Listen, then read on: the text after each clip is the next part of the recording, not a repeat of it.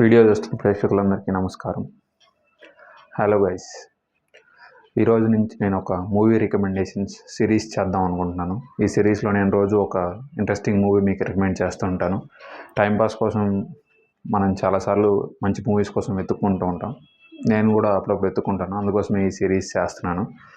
Daily ఒక మంచి action movie కానీ, నాకు నచ్చిన మూవీ, నాకు నచ్చిన మూవీ మీకు రికమెండ్ చేస్తుంటాను. నాకు నచ్చకపోయినా రికమెండ్ చేస్తాను, మేబీ కొంతమందికి నచ్చవచ్చు. సో అందులో ఈరోజు మొదటి సినిమా వచ్చేసి రాయన్.